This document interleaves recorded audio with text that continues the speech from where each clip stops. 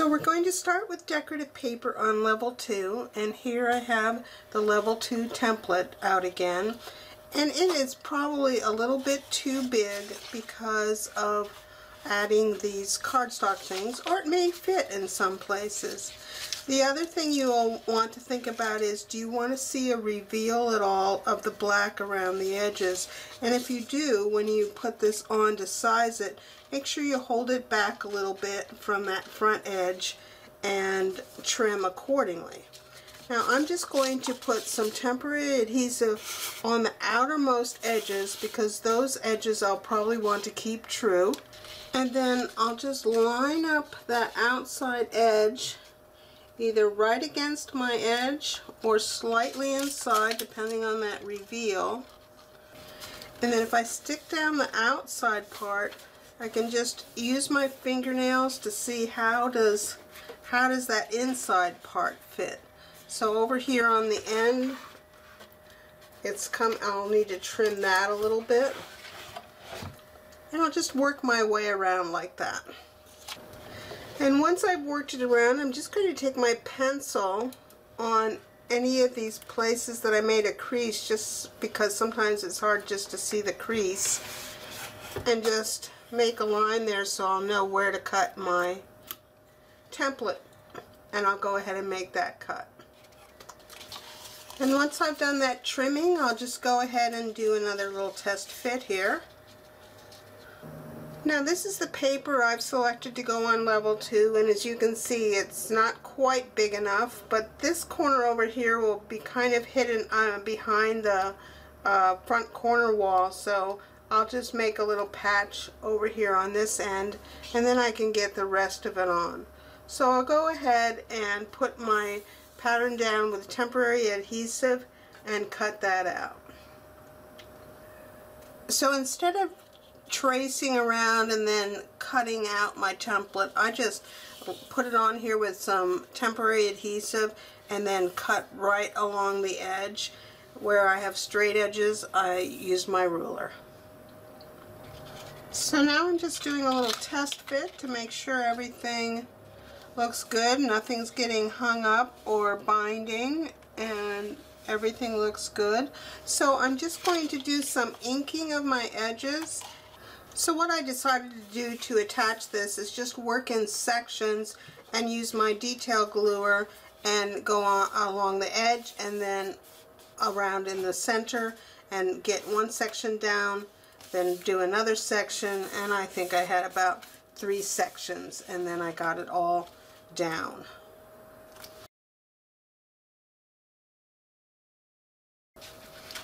Now we can work on our template for the ground, and I've just brought back this piece. This is the main base pattern that we cut level 2 template out of. And here in this corner, I'm just going to snip it past where the level 2 comes in. And the same thing over here, just kind of past level 2. So now I have a more manageable piece to work with. And again, what I'll do is put some temporary adhesive on the outside edge here and put it in place, lining it up with my base edge here, or leaving a little reveal depending on what you want, and then running my finger along the back here to make sure that I get things cut off. Now make sure you get it aligned properly before you start, and then go ahead and make those corrections. So now I've got this piece trimmed and it's fitting in there nicely, and we did have our walls marked on our original pattern, but we didn't have the ends of the columns on, and I also just want to check to make sure that those wall outlines are correct. So I'm just bringing in my walls, and I'll make a mark around the ends of the column. And you can choose here on this part if you want to cut and have the piece fit inside of the wall, or if you want it to go a little bit underneath the wall and the column there. I would not carry it all the way to the edge because then it might show. And I'll do the same thing on this back wall. So what I've decided to do is I'm going to notch the paper around the end of the column, but then I'm going to bring it a little bit underneath the wall here, just so I don't have to be concerned about what's happening in here. So I've just kind of split the difference of the wall, and I'll carry it down here so that I'm going to cut out this notch. This is all going to go away. And the same thing down at this end. I'll notch around the column and then bring it partially here and come back to about there. And then all of this I'm going to cut away. So I'm going to go ahead and make those trims. So I've done that trimming you can see here, and now I'll just bring in my walls and see how that goes. And I think I can trim just a little bit more around this column here on the inside.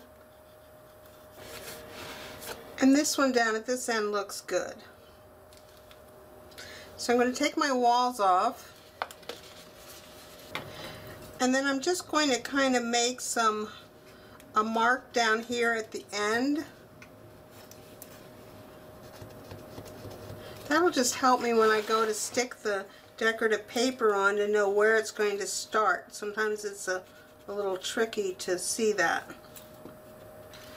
So I'll make this little correction that I have here. Again, this template is a little bit too big to fit on the 12 by 12. You can choose to patch a little in the left corner or the top corner up here, either way. And again, I'll just use some temporary adhesive to put my pattern down and then cut right exactly with the edge of the pattern. So I have my piece of decorative paper cut out, and I don't think it'll show, but just in case, right here you might be able to see that the chipboard is showing behind the black edge trim. Same over here, just a little bit. So I'm just going to take my marker in these areas because I don't want any chipboard to show. Now I put my piece in, and I can bring my walls back in. That's looking good in this corner. Pardon my reach. And that looks good over there as well. So I'll do my inking, and then I'll glue that piece in just like I did the other piece. So there's our ground installed. Now we can work on the vertical levels.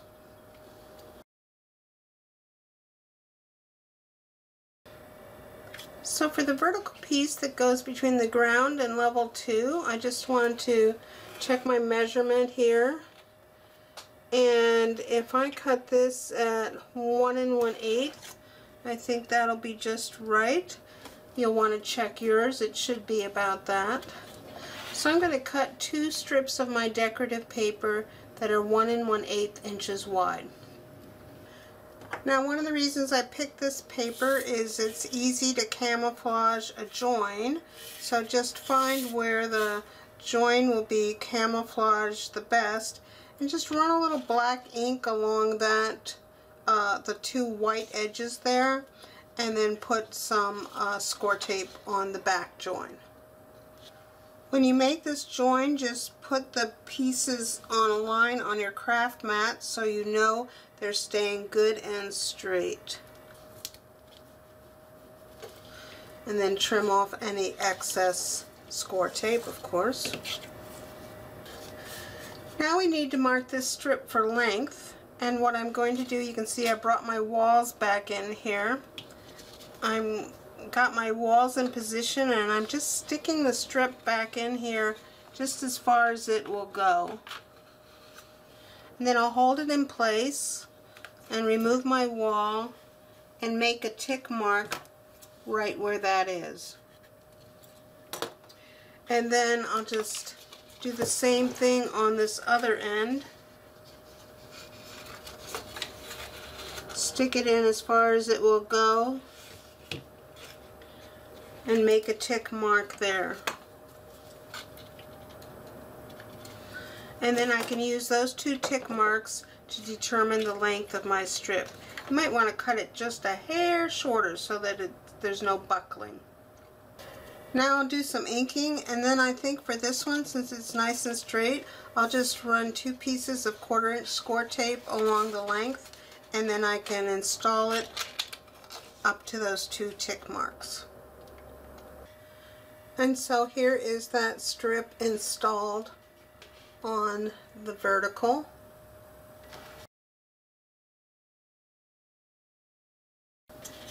Now the vertical that goes from the second level up to the top is similar. First we'll do a little measuring. And I have, if I cut it 1 3/8, I'll have a little bit of a reveal, which is fine with me. I like to have a little bit of reveal. And again, I'll cut 2 strips at 1 3/8, and I'm using this same paper that I used on this level.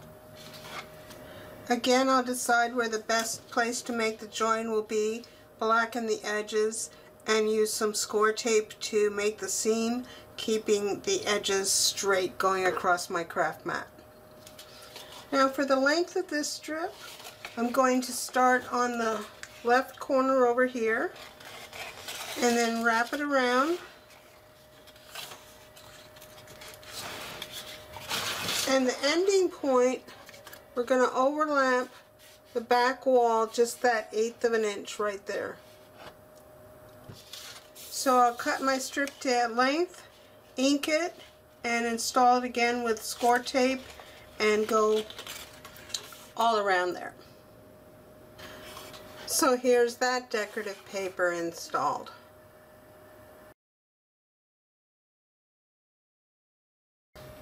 In order to finish our top level, we will need the PVC pipe that we will be using for the trees. So in the cutting guide, there's a section labeled PVC pipe for trees, and it tells you what to cut from 1 inch pipe and from 1/2 inch pipe. And so here are my 3 long pieces from 1 inch pipe, and I also have 3 that I cut at 7/8 inch. And then there's just 2 little ones. We don't need these 2 little ones of 1/2 inch yet, but I just cut all my pipe now while I had everything out to do that. And so now we've got these pieces of pipe, and we can move on to work on our top level.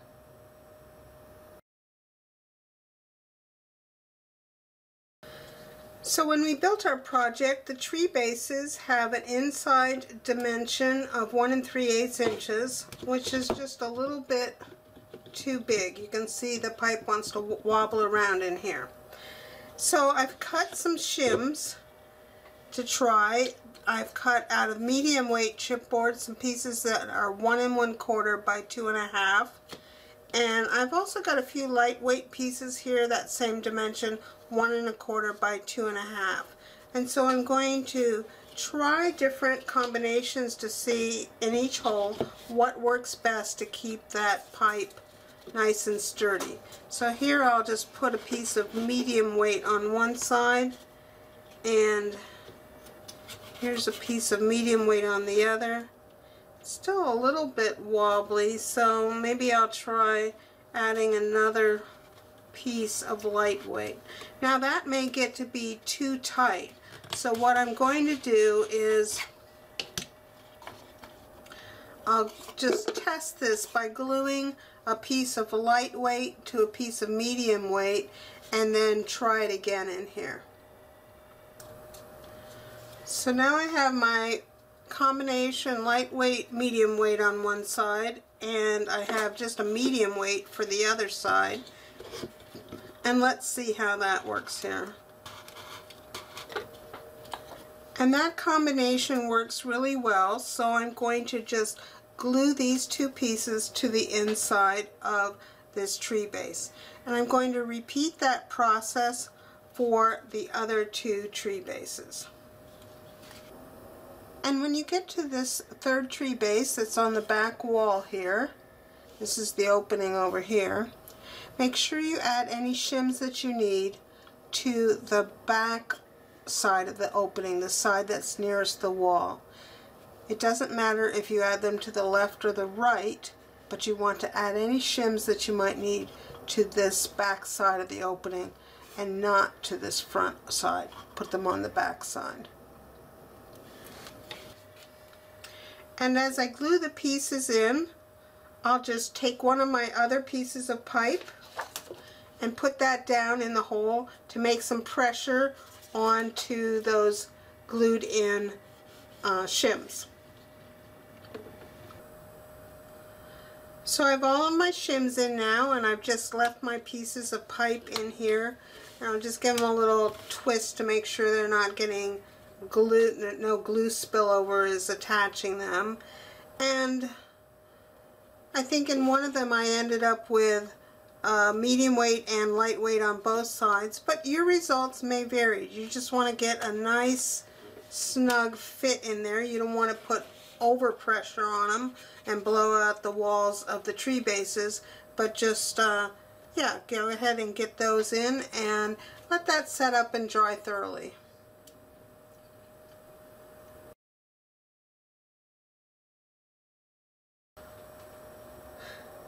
So now our shims are all dry, so we can remove our pipes. And then, if you recall, we traced our top level shape onto the back of our decorative paper here. Now before I cut that out, one thing to remember is that on this curved edge, we've actually increased the size of the top level by about a 32nd of an inch because of that piece of lightweight chipboard that went along the edge here. So if you don't want to have any kind of black reveal on the curved edge, you may want to increase that just a little bit when you cut that out. I like a little black reveal, so I'm going to cut mine just exactly on the line that I drew to begin with. So once you've cut your shape out, go ahead and dry fit it and see if there's any fine tuning that you want to make. I think I want to have a little bit of a reveal on these two edges of the black, so I'm going to just trim them slightly. You can leave it just how you have it, or just do any kind of little fine tuning that you might want to have. And when you have your piece cut out how you want it, go ahead and flip it over to the other side. And in the three places that we drew our squares for the tree bases, take a circle template that is 1 3/8 and just trace around, centering that in the square, and then cut out on that circle with your craft knife. Now I just have my piece of paper temporarily in place on the top, and I'm going to put my pipes back in. And don't worry if you can see some of the chipboard here on the edges, that there's going to be pieces that come in to cover that up. So I'm just putting in my pipes. So I have my pipes in temporarily, and I'll set this aside while I cut my foam core pieces.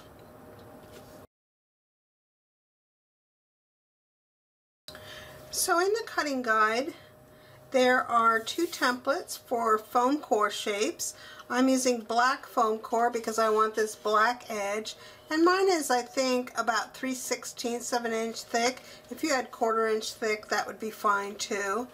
And the reason for using the black is this edge will show. And so I've just traced out my shapes and then cut them carefully with a craft knife, trying to keep a nice smooth edge going all around. So I have those two shapes. Now this is optional, I guess, if you don't have black foam core. I just wanted to raise the interior ground a little bit in places just to add some interest. So once I have my foam core pieces cut out, I'm going to bring in the large one, and I'm going to put it here in the middle. I've got the bigger side towards my left, and I'm going to have that about 1.5 inches from the left side.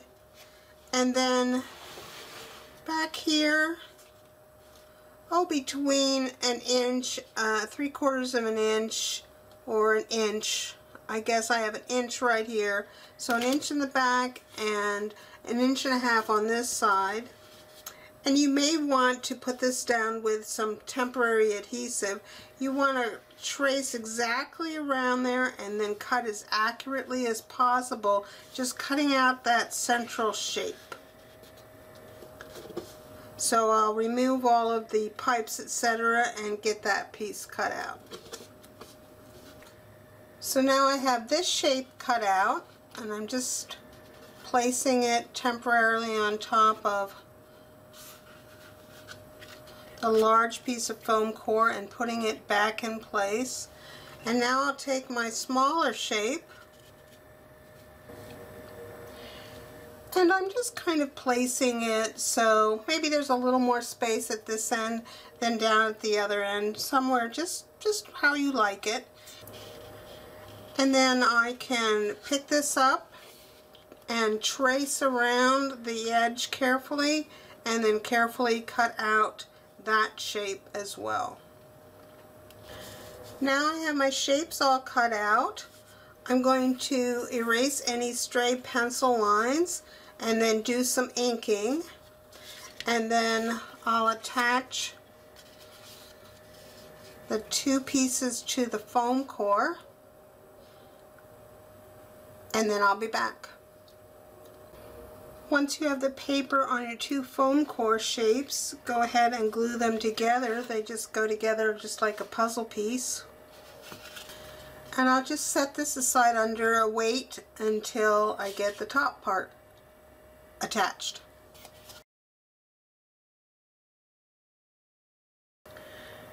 So I've prepped my main sheet of decorative paper with score tape around the edges, and I put one long strip along this edge that will go by where the removable wall is. And then I'll bring in my base, and I've just stuck some of the short lengths of pipe in here just to help me get this aligned right. And I'll put this on temporarily. Then I'm just going to trace around this hole so I'll know where I need to put glue.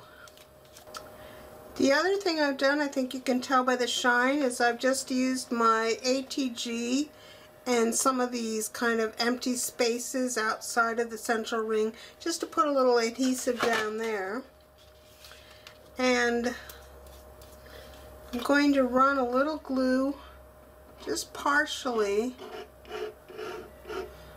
kind of up to my two tree bases, and I'll just run some glue around the tree bases as well. And then